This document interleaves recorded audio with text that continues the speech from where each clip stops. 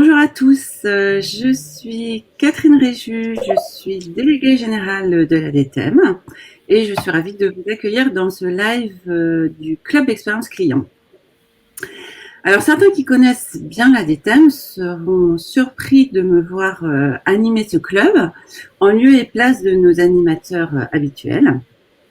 Et en fait, c'est tout simplement que j'assure l'intérim pendant une courte période de transition parce que, en effet, Didier Duchassin et Carole Sasson, que vous connaissez bien, et qui ont assuré la présidence de ce club pendant de nombreuses années, surtout Didier, ont décidé de passer le relais. Donc, je voulais les saluer et les remercier très chaleureusement de tout le travail accompli et de leur engagement sans faille au service de ce club.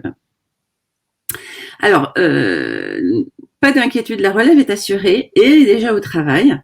Donc, elle prendra les visages de Hervé Sebula, VP Client Strategy de Skippers, et de Yael Tescher, qui est directrice de la communication et de l'activation chez Bloom. Donc, ils sont en train de vous concocter le programme 2022 et vous découvrirez, vous les découvrirez lors de la prochaine réunion du club. Voilà, donc vous êtes nombreux ce matin et comme toujours à la DTEM, un mix d'adhérents et de non-adhérents. Donc pour les non-adhérents, 2 mots très rapides sur la DTEM. Voilà, vous voyez la slide à l'écran. Donc la DTEM, c'est le plus gros réseau de marketeurs en France, généraliste. Nous avons des membres B2B, B2C, de toute taille d'entreprise, de tout secteur d'activité, de tout métier, marketing, expérience client, études, digital bien sûr, data, voilà. Donc nous couvrons un très grand domaine, tant sur les membres que sur les sujets que nous abordons dans nos clubs. Et nous avons à peu près 70, même 80 cette année, petits lives ou événements par an sur tous ces sujets. Donc, n'hésitez pas, si ces contenus vous plaisent, n'hésitez pas à nous rejoindre. Nous sommes toujours ravis d'accueillir de nouveaux membres. Une date juste à noter, le 30 novembre, la DTEM Factory, qui est notre grand rendez-vous en présentiel à l'Espace Saint-Martin et qui a pour thème Back to Business, oui mais on fait comme avant, point d'interrogation, donc avec une grande dimension responsable, donc et des speakers passionnants. Je vous invite à regarder ça sur notre site. Et maintenant, nous allons passer à l'objet de ce live, donc qui est une restitution en avant-première pour les membres de la DTEM et nos amis de la communauté de la DTEM, qui est une étude qui a été réalisée par la Post Solution Business avec Ipsos, en partenariat avec la DTEM, dont le thème est baromètre des multicanalités de la relation client, thème qui passionnant s'il en est et qui intéresse nos adhérents. Donc effectivement, nous avons été ravis de nous associer à cette étude et de la restituer ce matin. Donc pour la présenter, vous allez voir Éric Trousset, directeur du développement de la branche service courrier colis BU Média de la Poste, Mathieu Guillaume qui va de d'Ipsos, directeur du département média développement sur toute la partie études vraiment. Et puis nous avons demandé à un membre de la DTEM, comme nous le faisons souvent, de venir commenter, réagir à ces résultats d'études et témoigner. Et nous avons donc le plaisir d'accueillir Nicolas Filla, qui est directeur métier relations et satisfaction client du groupe ADO, dont l'enseigne la plus connue est Leroy Merlin. Voilà. Donc, je vous invite à mettre vos questions dans le chat. Alors, vous avez une partie chat et une partie questions. Si vous pouvez les mettre dans questions, c'est bien parce que comme ça, on les repère plus facilement. Et puis, je reviendrai les poser à la fin. Et donc, je laisse la place à nos speakers et vous souhaite une bonne conférence. Merci Catherine, bonjour à toutes, bonjour à tous. Alors, je vais commencer déjà par craquer une première question. Pourquoi la Poste Solution Business s'intéresse au sujet du CRM? Tout simplement parce qu'on n'est pas simplement que acteur de la distribution de marketing direct en boîte aux lettres. Bon, ça c'est le métier historique. Mais on intervient aussi sur la partie base de données, que ce soit de l'hébergement, du traitement, de l'enrichissement ou de l'activation de campagnes. Alors, on le fait essentiellement au travers de filiales, mais elles sont toutes, je dirais, membres de la Poste Solutions Business. Et puis, on va même d'ailleurs aussi jusqu'à la création. Donc, en fait, on a une large palette de services autour des bases de données, autour donc de la data, de l'animation. Ça embarque bien sûr le print, qui est notre métier historique, mais aussi, bien évidemment, de plus en plus des solutions digitales d'email, de SMS ou autres. Et donc, forcément, à un moment donné, en tant qu'acteur de ce marché, on s'est posé la question d'essayer de comprendre les attentes des marketeurs et le pourquoi on va utiliser tel ou tel canal, combien de canaux on est susceptible d'animer. Et pour comprendre finalement cet enjeu, on s'est tourné vers un institut référent du marché en leur posant finalement le sujet de la manière suivante. On aimerait comprendre la vision, je dirais, utilisateur, donc marketeur, responsable CRM, pour voir quels sont les canaux qui sont utilisés, avec quel objectif, et comment finalement aujourd'hui se construit la multicanalité, si je peux employer ce terme, d'où le nom du baromètre des multicanalités. Et donc, je vais laisser la parole à Mathieu Guillaume d'Ipsos pour vous exposer comment Ipsos a monté cet échantillon pour qu'il soit représentatif de ce qu'on voulait pouvoir mesurer et vous restituer aujourd'hui. Bonjour. Du coup, je vais. Donc, comme vous le disiez, donc Eric, donc la DTM et la Poste Solutions Business nous ont mandaté pour conduire ce baromètre des multicanalités. Donc, pour cela, on a interrogé des responsables de la stratégie CRM dans les entreprises, qu'ils en soient responsables dans la mise en œuvre ou dans la définition de cette stratégie. Donc, comme vous le disait Eric, les objectifs sont vraiment de comprendre quels sont les différents canaux en matière de CRM qui sont utilisés dans les entreprises, pour quels objectifs, et de hiérarchiser ces différents canaux pour comprendre donc lesquels sont les plus utilisés. Et évidemment, en lien avec les différents cycles de vie du client, que ce soit au niveau du recrutement, au niveau de la fidélisation des clients ou, par exemple, pour la relance des clients abandonnistes. Alors pour cela, on a interrogé 151 responsables de la stratégie CRM dans des entreprises de 10 à 10 000 salariés. On a utilisé pour cela le fichier CRM de l'INSEE et donc on a monté un échantillon qui est représentatif de ces entreprises-là en termes de secteur d'activité, de taille d'entreprise et de région UDA. Le mode de recueil était par téléphone et avec un terrain qui a été réalisé du 31 mai au 11 juin 2021. Un questionnaire par téléphone puisque c'est une cible qui est un peu compliquée à toucher par du online. Donc, on a mis en œuvre nos meilleurs enquêteurs pour pouvoir prendre des rendez-vous et assurer donc la passation de ce questionnaire auprès de cette cible qui est très sollicitée.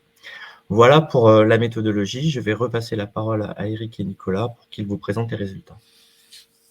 Merci Mathieu. Donc c'est vrai que c'était important pour nous de travailler avec Ipsos sur ce sujet pour la robustesse, je dirais, de la mesure. Et c'est assez amusant de voir que, et sans déflorer les résultats, qu'on a une cible qui utilise beaucoup les canaux digitaux, mais il faut utiliser finalement un vieux canal tel que le téléphone pour pouvoir les contacter et avoir des Tout insights à fait. de leur part. Tout à fait. Alors, la première question, bien évidemment, puisqu'on était au Xème confinement, déconfinement, donc dans une période qui reste atypique, malheureusement, et sans surfer sur l'actualité, elle le reste encore aujourd'hui. La première question, c'était de voir s'il y avait un effet de crise sanitaire sur la prise de décision. Et on s'aperçoit que voilà, 40% des personnes interrogées, donc vraiment des professionnels, hein, nous disent qu'ils ont opéré des changements et surtout qu'ils pensent les conserver. Et je pense que c'est important de voir que manifestement, cette prise de conscience, cette transformation, elle n'est pas que ponctuelle, parce que il y a aussi en sous-jacent des transformations, même côté grand public, hein, dans certains usages. Alors, tout n'a pas changé, bien évidemment, et je suis pas sûr qu'on soit rentré dans un monde d'après. Mais il est clair qu'il y a des habitudes qui ont changé, des modes d'achat qui se transforment et qui amènent les décideurs à opérer ces changements. Maintenant, je ne sais pas, enfin, je lance le sujet, je ne sais pas si ce chiffre, il faut le prendre de manière positive ou pas. Je ne saurais pas vous dire si ce 40%, il est important, ou si on aurait pu imaginer que un résultat supérieur compte tenu, je dirais, de l'impact de la crise. Et voilà, je pose le sujet, éventuellement on pourra en discuter en fin de webinaire. Alors, effectivement, le contexte, il est atypique. Il est atypique parce que on a vu le boom du e-commerce depuis 2 ans. Alors, on était déjà sur une tendance très forte, mais ça ne s'est fait qu'accélérer. Et d'ailleurs, certaines entreprises sont devenues, je dirais, par la force des choses, des acteurs du digital, alors parfois en vitrine, mais de plus en plus sur le e-commerce.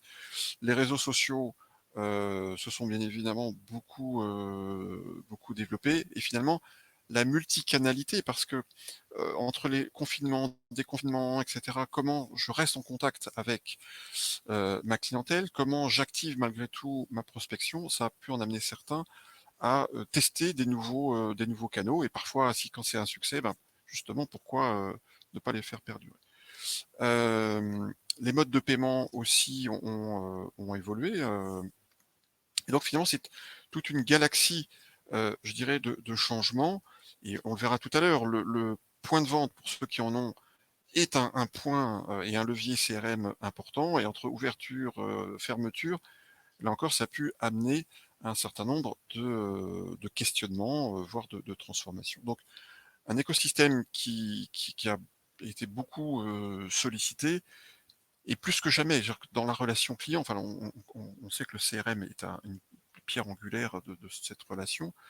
Comment je garde le lien, sachant que possiblement je peux perdre effectivement ce contact avec les allers-retours liés à la crise sanitaire.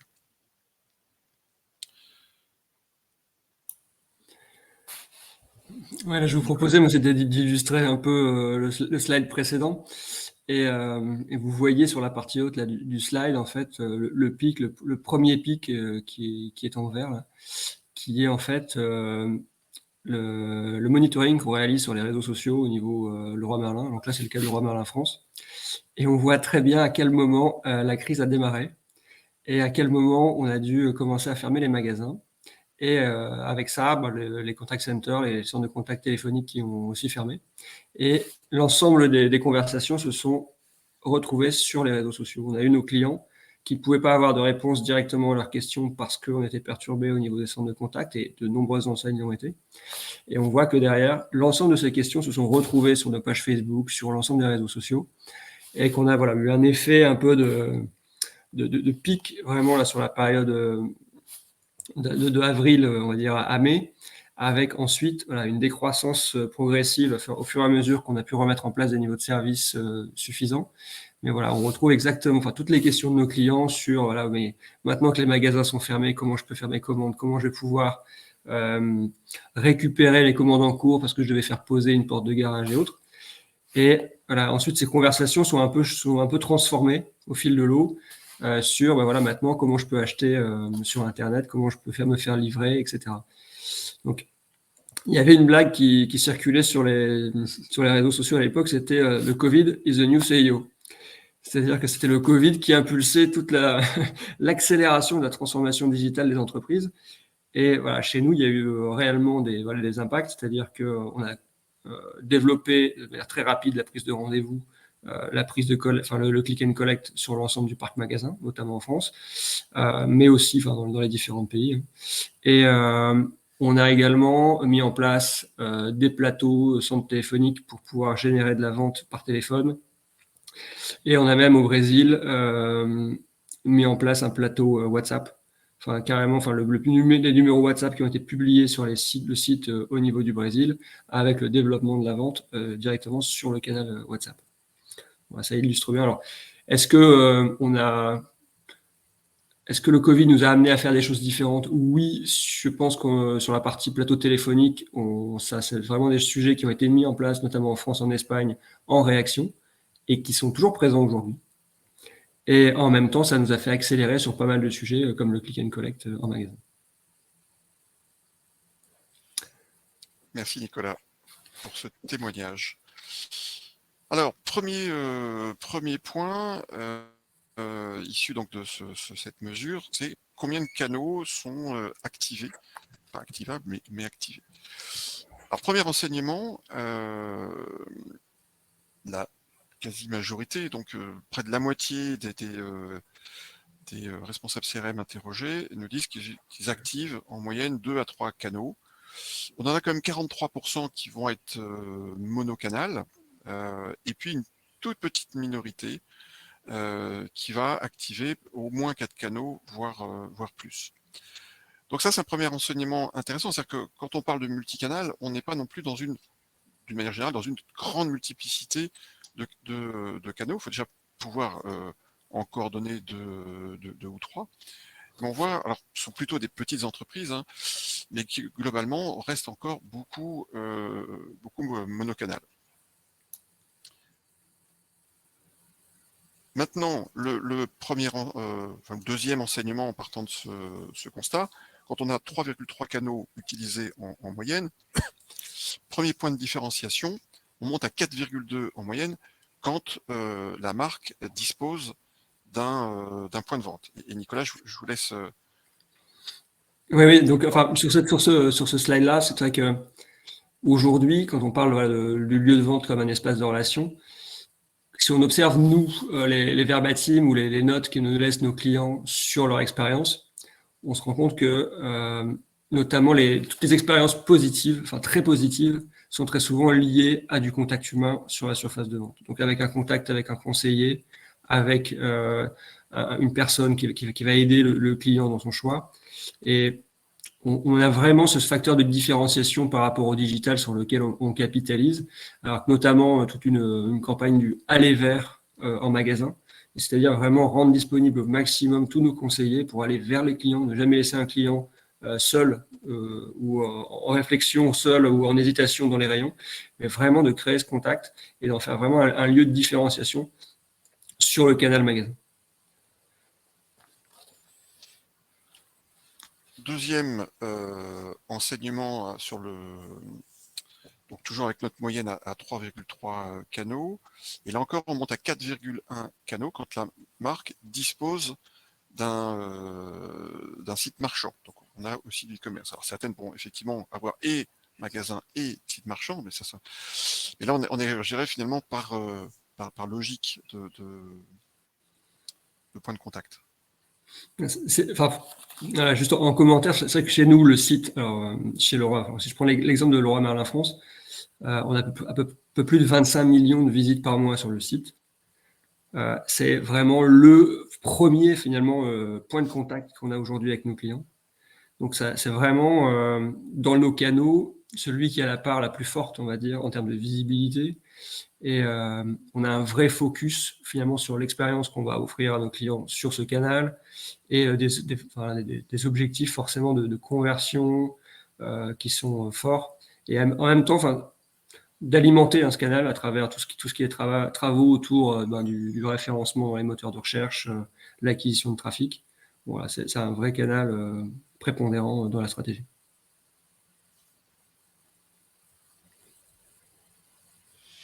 Voilà, donc là, on a vu en moyenne 3,3 canaux avec des vraies différences pour des marques ou des enseignes qui ont point de vente physique et ou site marchand. Maintenant, quels sont les principaux canaux utilisés?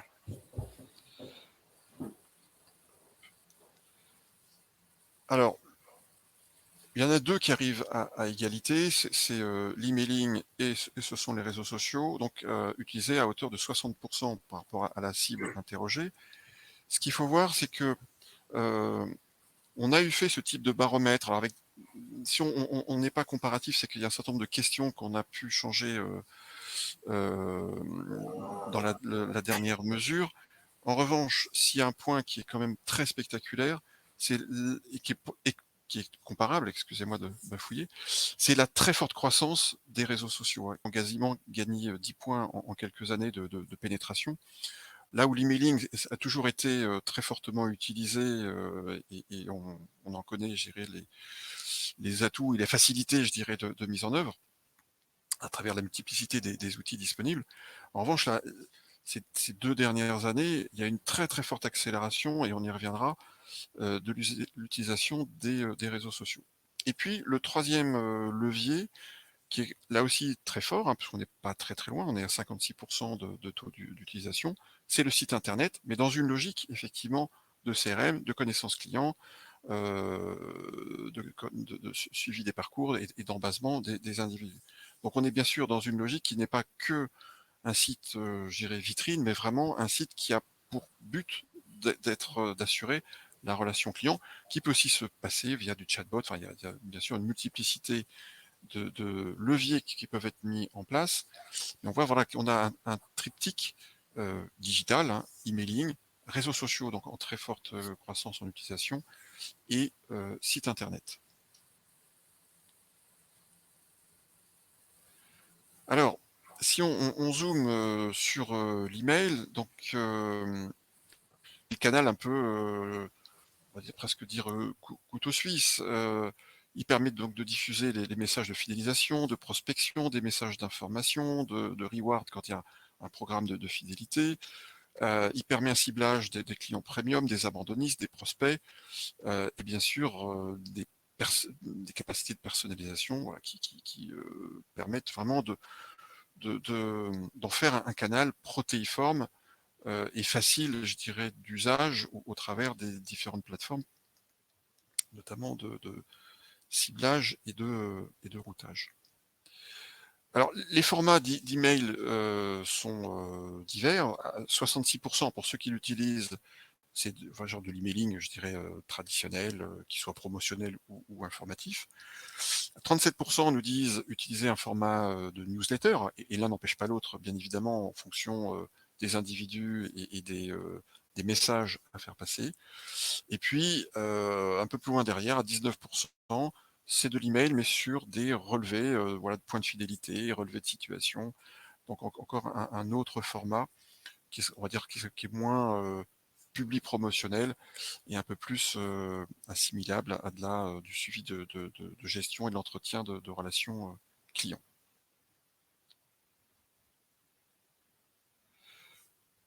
Deuxième levier, les réseaux sociaux. Donc, un CRM qui est connecté aux réseaux sociaux, ça permet bien évidemment de la création personnalisée, et puis avec des formats assez engageants. Enfin, on peut aller plus loin qu'avec un format email notamment. Travailler sur la recommandation des ambassadeurs, un partage d'expériences, les avis, avec modération bien évidemment, mais aussi la gestion des litiges, du SAV, possibilité d'identifier des prospects, et puis une facilitation dans le drive to site web. Voilà.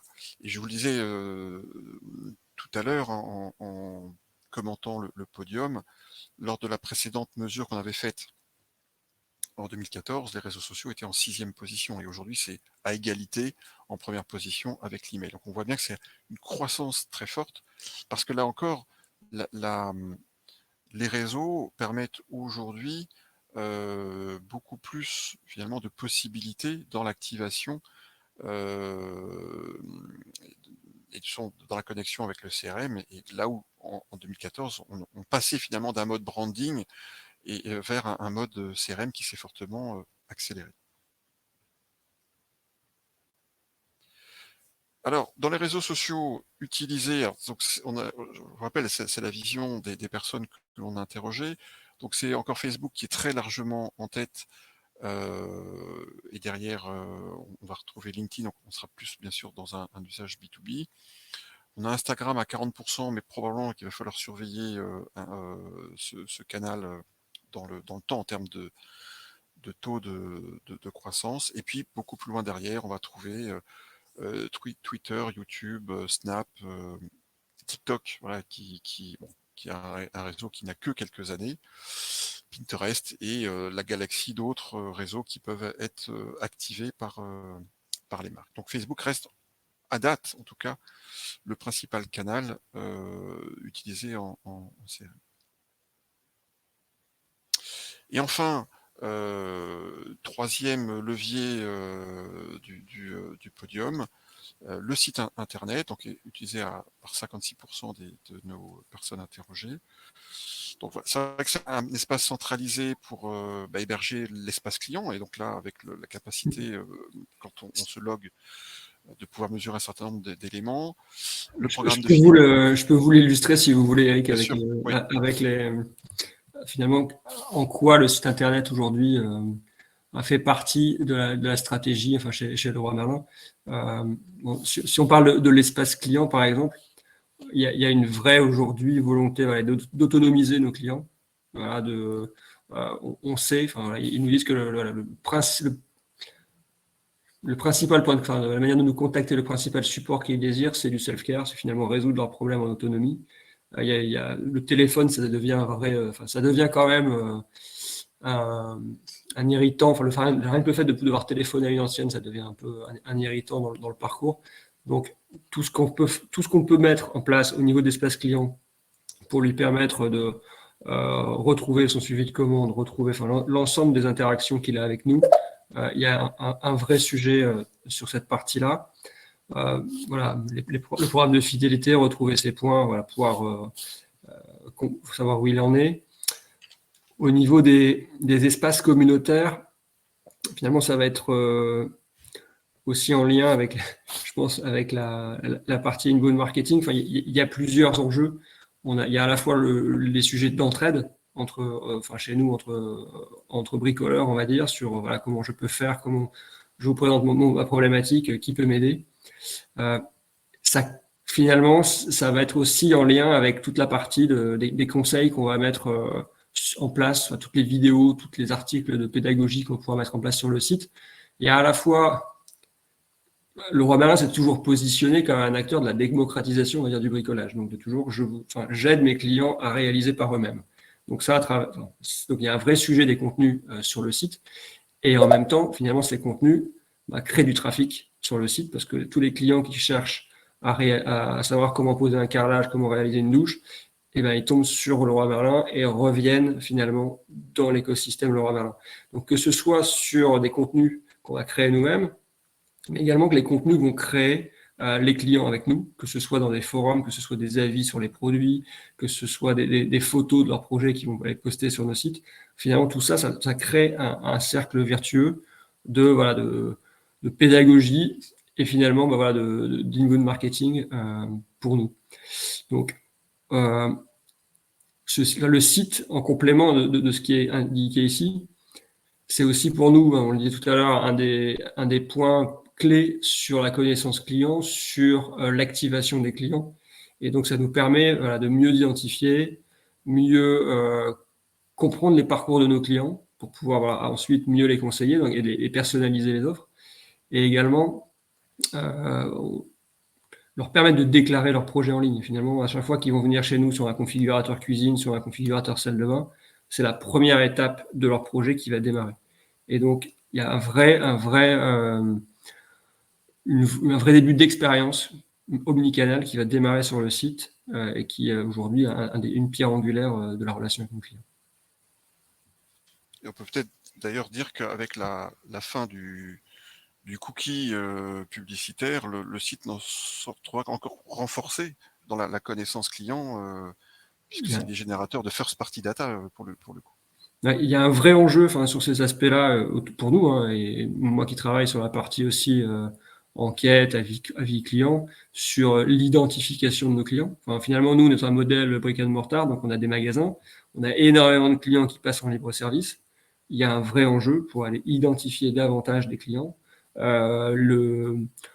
récupérer leur consentement pour pouvoir les engager, pouvoir communiquer avec eux, pour créer, on va dire, une relation durable qui puisse aussi s'inscrire en dehors des histoires de cookies, des histoires de navigation, etc.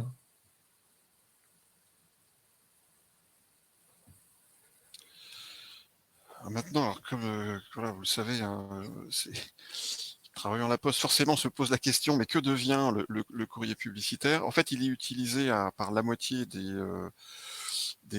marques, et on verra sur dans quelle configuration, justement, avec quel objectif. Et puis, loin derrière, on va trouver notamment le canal SMS, qui est effectivement plus délicat, enfin, plus facile à activer avec des clients et beaucoup plus délicat, notamment avec des prospects, bien évidemment. Et puis, tous les secteurs ne s'y prêtent pas forcément de manière identique. Je vais peut-être juste un chiffre ou deux. C'est vrai qu'on accélère aussi, nous, sur tout ce qui est canaux digitaux type SMS, WhatsApp, enfin messaging. On observe hein, que à peu près 10 à 20% aujourd'hui des clients auxquels on va offrir la capacité de contact à travers le messaging vont potentiellement choisir ce canal versus le téléphone, donc plutôt de l'asynchrone. Et ça, c'est intéressant pour nous aussi dans la manière de pouvoir résoudre les problématiques ou les questions clients de façon hors temps réel, voilà, et gérer nos forces de réponse différemment. Et voilà, et donc à travers aussi toute la gestion de la pression commerciale, la gestion de la pression email, forcément, il y a des réflexions sur l'utilisation des autres canaux, que ce soit, il y a déjà du SMS sur pas mal de sujets en post-interactionnel, sur le suivi de commandes et autres, mais comment demain on va mieux utiliser aussi ces canaux conversationnels dans une stratégie globale de relations. Voilà, c'est aussi des questions qui sont vraiment au cœur des préoccupations au niveau ADO.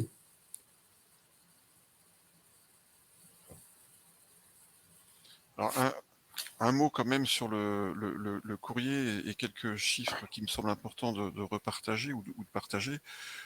Près d'un Français sur deux lit au moins un courrier publicitaire sur une semaine donnée. Donc ça, c'est issu de la mesure Balmétrie qui, depuis 10 ans, assure un relevé d'audience, hein, au même titre que d'autres médias, mais centré sur l'utilisation du courrier, et avec une spécificité vraiment unique au print.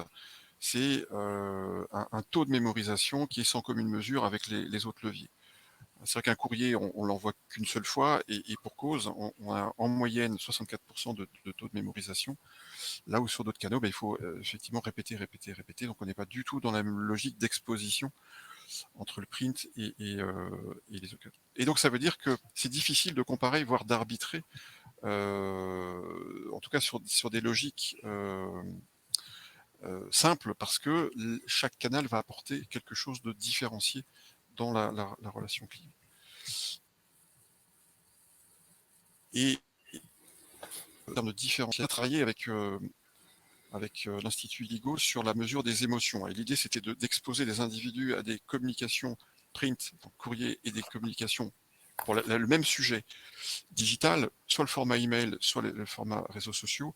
Et on s'aperçoit que il y a un pouvoir émotionnel du courrier qui est sans commune mesure avec les leviers digitaux. En disant ça, je ne dis pas qu'il faut bien sûr pas utiliser le digital, mais là encore, ça montre qu'on ne travaille pas sur le même registre et que ce n'est pas la même relation qui se crée. En moyenne, un courrier papier est 2 fois plus émotionnel qu'un email. Et alors l'émotion, on la mesure comment?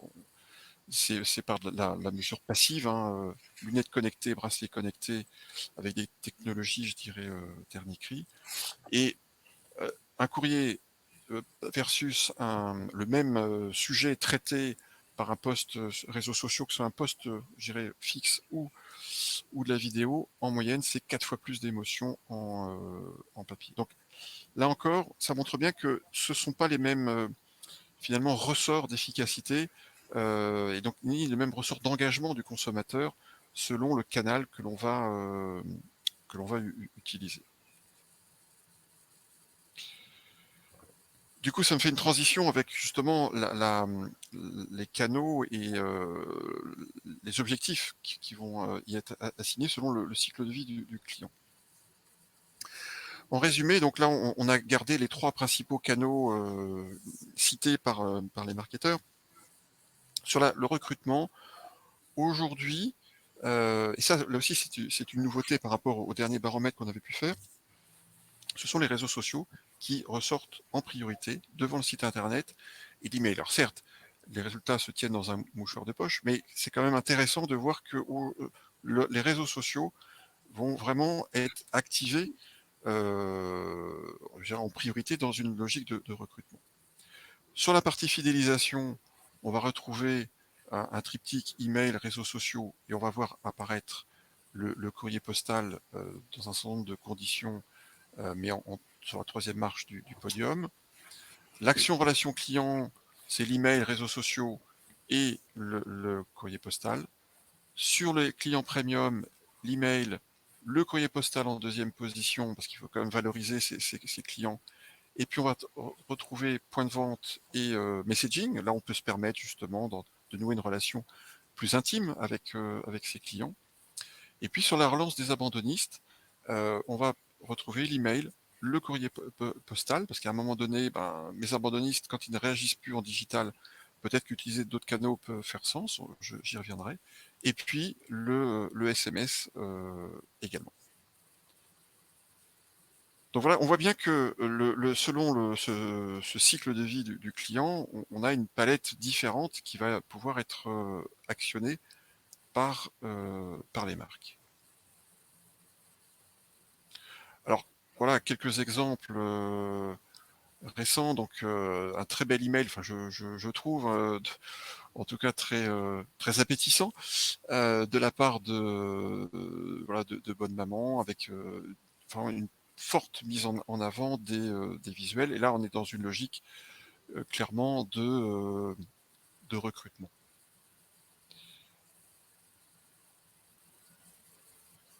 Un exemple de post réseaux sociaux pour Potager City avec une offre de réduction.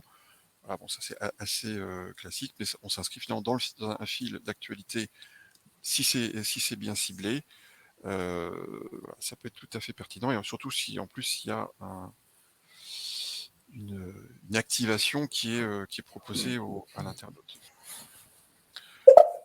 En termes de courrier, c'est vrai qu'on sait, il y a des formats extrêmement différenciés. Ça va de la carte au catalogue. Là, on a retenu un exemple de carte pour petit bateau, donc un format simple, de recto verso, avec une promesse, une journée privilège annoncée. On est sur quelque chose là aussi de facilement activable, mais qui travaille aussi dans un registre différent d'un format, par exemple, catalogue. On ne pouvait pas ne pas citer Nespresso, qui est un gros utilisateur de différents leviers, y compris d'ailleurs du courrier adressé, avec là aussi de leur part des formats très différenciés qui vont de la carte jusqu'à l'envoi d'échantillons, et qui eux-mêmes peuvent être particulièrement ciblés, voire même jusqu'à personnaliser les échantillons en fonction de la nature du client qui est derrière. Donc, ça suppose bien évidemment une très bonne connaissance client, un travail très engagé sur le data mining, bien sûr, pour être dans une personnalisation extrême. Et là, on est dans une relance d'abandonnistes, et qui montre qu'à un moment donné, surprendre le client par du courrier en format papier peut être un excellent levier. Voilà, relance d'abandonnistes, ça peut aussi bien sûr se faire par de l'email, mais d'autres e-commerçants vont aussi utiliser d'abord l'email, et puis sur un panier de clients abandonnistes mais à forte valeur, pourquoi pas à un moment donné leur envoyer un courrier, là aussi pour jouer l'effet de surprise, leur faire une proposition commerciale attractive. Et là, donc, je peux jouer sur la combinaison digitale et print sur une partie de ma base.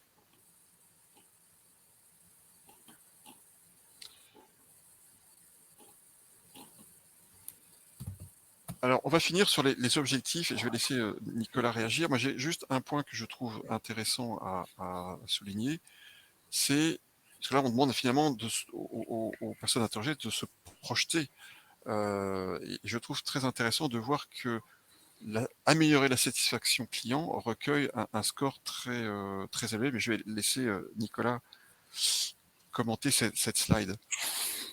Merci Eric. Bon, moi j'ai souri quand j'ai vu ce slide parce que c'est vrai que j'ai l'impression de retrouver les OKR qu'on pourrait avoir chez ADO avec tout. Alors, on a des KPI sur chacun de ces sujets-là et des objectifs sur chacun de ces sujets-là pour 2022. Donc, a priori, on est en phase avec les objectifs principaux. Ce que je disais tout à l'heure, c'est vrai que oui, la satisfaction client, et d'ailleurs c'est un des sujets que je traite en ce moment, voilà, il y a une vraie accélération, et même au niveau monde chez nous sur voilà, l'expérience et la satisfaction qu'on veut apporter au niveau de chacun de nos clients. Donc il y a un vrai focus, et comme je vous disais, l'identification de nos clients fait vraiment partie aussi des objectifs principaux pour pouvoir voilà, avoir une meilleure gestion de la relation, des consentements et de pouvoir suivre leur parcours dans le temps. Donc ça, je pense que c'est vraiment en lien avec cette connaissance client qu'on veut pérenniser. Et aujourd'hui, comment dire, en complément, en fait, il y a des mutations qui s'opèrent chez nous, on va dire, sur le modèle plateforme. On est en train d'ouvrir voilà, des marketplaces, on est en train d'ouvrir aussi, d'accélérer sur la marketplace des services, donc finalement tout le maillage avec tout le réseau d'artisans et de professionnels qu'on va pouvoir, on va dire tout l'écosystème qu'on va pouvoir mobiliser autour de la réalisation des projets de nos habitants, nos clients, on appelle ça les habitants. Et c'est d'autant plus important finalement ce focus sur l'expérience et la satisfaction client, parce qu'aujourd'hui finalement cette relation, elle devient assez diverse. On va avoir une relation entre nous en direct, enfin Leroy Merlin en direct avec nos clients, mais on va avoir aussi des relations qui vont s'opérer avec des vendeurs de la marketplace en direct, avec des artisans en direct, et sur certains aspects, on va se positionner aussi comme orchestrateur de la relation, et pas forcément comme comme le détenteur de la relation initiale. Donc il y a un vrai focus sur cette partie satisfaction pour pouvoir être certain qu'on apporte voilà, le bon niveau d'expérience à nos clients, quels que soient les modes de contact, les modes de fonctionnement entre lui et l'enseigne. Donc c'est vraiment voilà, les grands sujets qui vont nous mouvoir aussi là, sur les prochaines années. Et là, je ne sais pas si j'allais dire curieusement, mais on peut peut-être s'étonner de voir que la personnalisation des actions, alors certes on a un score globalement assez élevé, mais arrive en retrait par rapport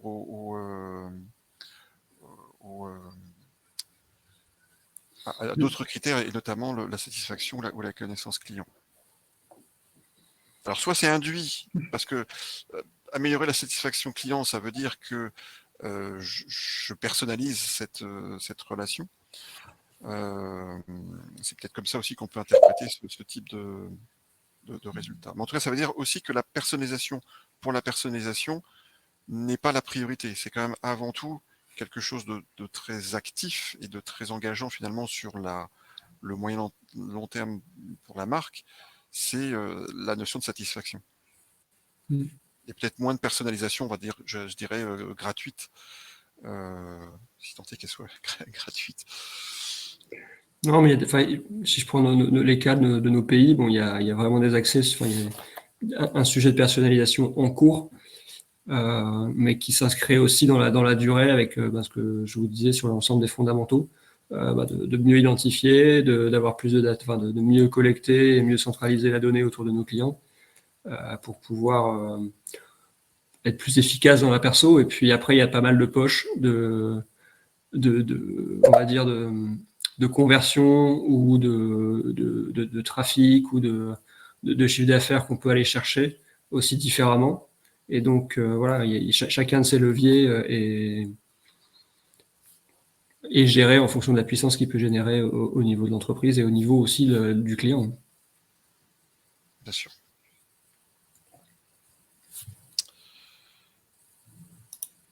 Voilà l'essentiel, je dirais, de cette étude qu'on a menée avec Ipsos. Du coup, ça nous laisse un temps pour les questions. Oui, parfait. Donc, je reviens. Est-ce que Mathieu est toujours là? Parce que nous avons une question. Alors, donc, il y a une question sur un petit peu la méthode. Pouvez-vous redonner le profil des entreprises interrogées, secteur, taille, etc. Je ne sais pas si Mathieu est encore là. Et sinon, j'imagine qu'il y a une slide sur le profil, non Oui, Ah, Oui, le voilà. oui, je suis toujours là, excusez-moi. Je m'étais Très juste bien. éclipsé. Est-ce que vous pouvez me répéter la question, s'il vous Oui, plaît? bien sûr. Pouvez-vous, s'il vous plaît, redonner le profil des entreprises interrogées, secteur, taille, etc. Alors, c'est tous. Alors, les tailles, c'est de 10 à 10 000 salariés. Donc, on est sur un panel très large d'entreprises. Et c'est tout secteur. Donc, on n'a pas exclu des secteurs en particulier du spectre de l'étude. D'accord. Merci. Alors, quelqu'un demande si nous pourrons diffuser le support de la présentation. Oui. Eric, Nicolas aussi, tu es d'accord? Vous êtes d'accord? Pardon. Ok. Donc, Corentin vous enverra la présentation à l'issue de cette conférence. Donc, nous avons une question sur observez-vous les mêmes tendances en B2B globalement? Ben là, en fait, on est sur un échantillon B2C, B2B. Et pour le coup, on n'a pas une base suffisante qui permettrait de distinguer de faire une distinction entre les deux. Ok. Mais la question, elle est pertinente, mais il faudra avoir une base d'interrogation supérieure pour pouvoir distinguer les deux. Avec la difficulté d'entreprises qui peuvent être aussi sur les deux activités. Alors, ce ne sont pas forcément les mêmes interlocuteurs. Donc, on a aujourd'hui, et Mathieu l'a dit, un profil très large d'entreprise, mais trop peu un échantillon trop faible pour faire cette dichotomie. Ok. Alors, il y a des questions sur donc y aura-t-il un replay? Alors oui, il y a un replay qui est réservé aux adhérents de l'ADTEM, donc nous enverrons. Voilà. Ah mais non, pas là. Non, parce que c'est un club avec vous, donc oui, non. Oui, pardon. En général, les replays des clubs sont réservés aux adhérents de l'ADTEM. Mais là, comme c'est un partenariat avec la Poste, qu'on a voulu faire quelque chose de plus large, donc oui, tout à fait. Donc le replay sera disponible. Est-ce que l'étude complète est disponible? On peut venir vous la présenter, oui, tout à fait. Ok. Alors, je suis étonnée de ne pas avoir vu le téléphone sortant en fidélisation, voire en acquisition. Alors, il est là. En fait, on n'a pas montré sur les slides tous les leviers. Mais le téléphone, oui, il a été abordé, mais c'est vrai qu'il est beaucoup plus loin dans la hiérarchie. Donc c'est pour ça qu'on l'a pas montré, mais il fait partie des canaux qui, bien sûr, ont été évalués. Avez-vous interrogé des annonceurs santé et ou pharma dans le panel? Alors, je me permets de répondre. Oui. Oui, certainement. Alors, il n'y avait pas de... comme le disait Eric, la taille de l'échantillon est trop petite pour pouvoir sortir des résultats sur ces secteurs d'activité. Mais oui, tous les secteurs d'activité étaient représentés dans l'étude. Mais pas avec une lecture spécifique sur le secteur de la santé ou de la pharmacie. D'accord, très bien. Alors, ça, c'est une grande question. Quelles entreprises sont exemplaires en termes de gestion de la relation client? C'est le club qui va y répondre. C'est ça. Voilà, ça va être le sujet du réponse pour le club de l'année prochaine.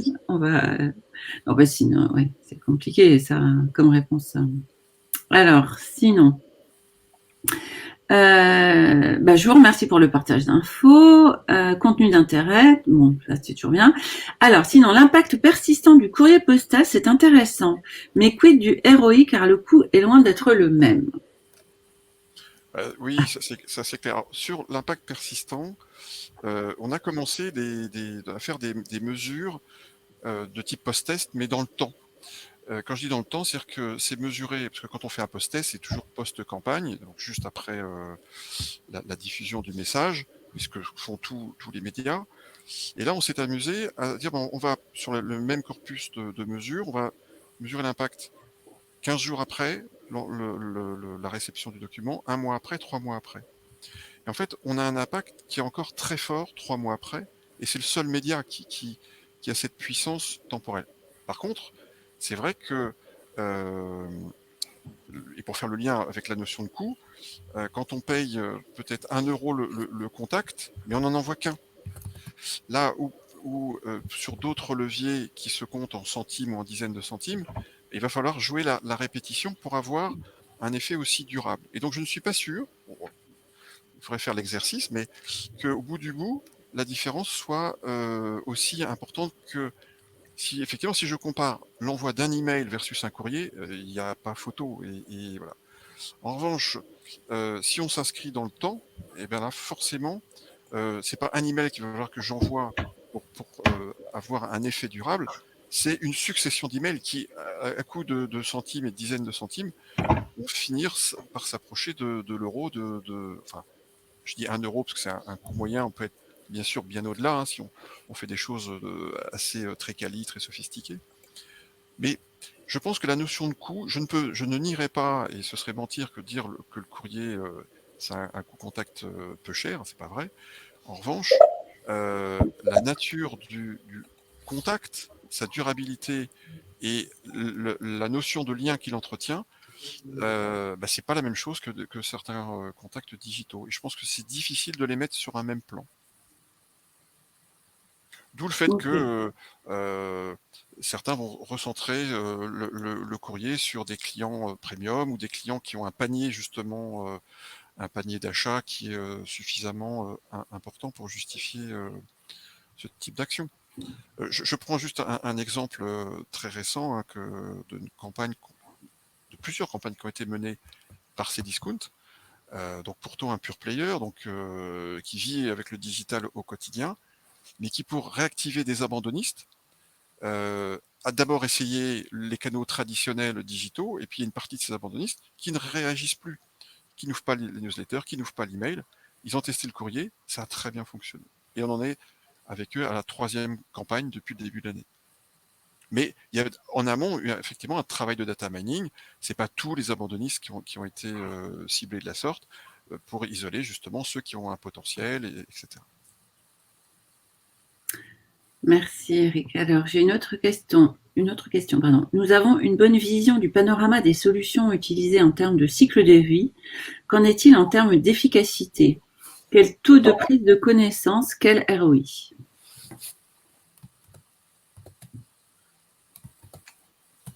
C'est une super question. Vous avez 3 heures. Oui, voilà. C'est très compliqué. C'est très compliqué.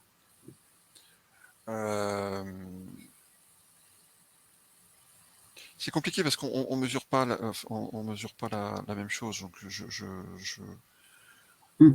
quand je vois, je vais reprendre mon exemple de Cdiscount, ils en sont à la 3e campagne. Alors, comme beaucoup d'annonceurs, ils partagent peu les résultats, mais pour une enseigne, parce que c'est avant tout une enseigne, hein, c'est un e-commerçant, Cdiscount, faire la 3e campagne courrier et la volumétrie n'a fait qu'augmenter d'une campagne à l'autre en l'espace de 8 mois, c'est que ça marche. Enfin, eux nous le disent, hein, c'est que c'est héroïste.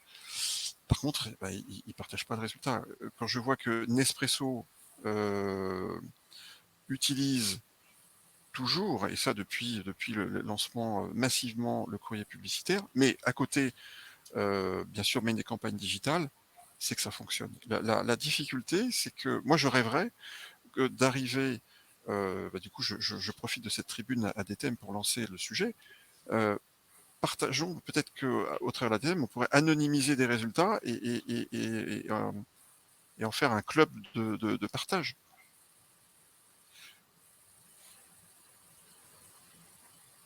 Je note cette idée, je la soumettrai au prochain président du club à expérience client. Un beau challenge. Partage du ROI. Très bien. Alors, je crois que là, je suis arrivée au bout des questions qui ont été posées sur le chat. Oui. Écoutez, il me reste à vous remercier les participants d'avoir suivi ce live et à remercier très sincèrement et chaleureusement nos intervenants pour ce panorama très intéressant. Et voilà, et donc on vous donne rendez-vous, guettez vos boîtes Mail. vos mails, ouais, pour le coup. Et donc vous allez bientôt avoir le programme de l'année prochaine du club Relations Clients. Voilà, écoutez, un grand merci à tous et je vous souhaite une excellente journée. À bientôt. Merci Catherine, Au merci à la revoir. DTM. Merci à tous. Bonne journée. Au revoir.